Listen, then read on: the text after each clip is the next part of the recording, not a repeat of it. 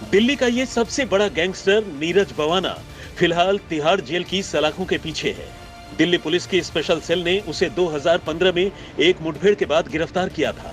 अत्याधुनिक अमेरिकी automatic gun के साथ गिरफ्तार नीरज जेल तो चला गया, लेकिन कहते हैं आज भी तिहाड़ में उसकी तूती बोलती है और वो जेल में बैठे बैठे ही बड़े आराम से फिरौती और वसूली का कारोबार चला रहा है। दिल्ली और आसपास के इलाके में नीरज के नाम का खौफ कितना ज्यादा है, इसका अंदाजा आप इसी बात से लगा सकते हैं कि उसके एक फोन भर से दिल्ली के अमीर और प्रभावशाली लोगों में खौफ तारी हो जाता है।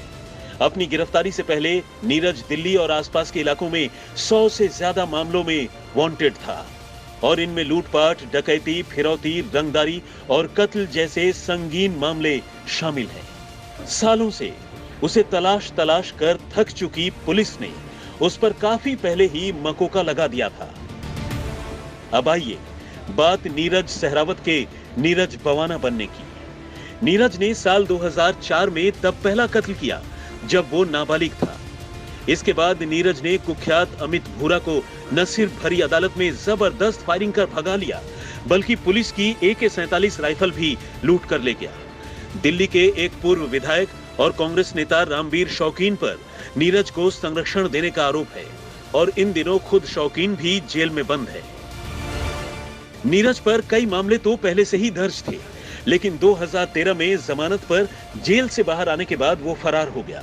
इसके बाद उसने न सिर्फ एक के बाद एक कई संगीन वारदातों को अंजाम दिया, बल्कि दिल्ली के एक पूर्व विधायक जसवंत राणा से 50 लाख रुपए की रंगदारी भी मांगी। नीरज का खौफ इतना था कि दिल्ली के कई कांग्रेसी विधायकों ने मुख्यमंत्री रही शीला दीक्षित से अपनी हिफाजत की फरियाद भी लगाई थी।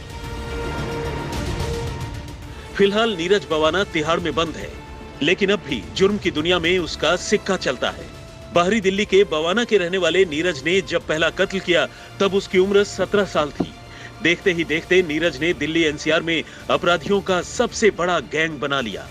इस वक्त नीरज के गैंग में करीब 100 से ज्यादा क्रिमिनल काम करते हैं, जिनमें कई तो नीरज के साथ ही जेल में बंद हैं, जबकि कई बाहर हैं।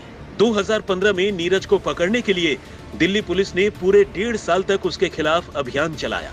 इस काम में 35 से ज्यादा गुर्गों के पकड़े जाने के बाद तब उसकी बारी आई और उसे स्पेशल सेल ने धर दबोचा। उसने एक बार अपने दुश्मन नवीन बाली को मारने के लिए अपने 10 गुर्गों को रोहिणी कोर्ट में भेजा, लेकिन वहां पुलिस से मुठभेड़ हो गई और उसके इरादे नाकाम हो गए। नीरज को छोड़िए, नीरज की मां और भाई भी अपने साथ कारतूस लेकर हवाई अड्डे में घुसने की कोशिश करते हुए पकड़े जा चुके हैं। इन दिनों नीरज भी जबरन वसूली और दूसरे जुर्म के साथ साथ प्रॉपर्टीज हथियाने का काम करता है।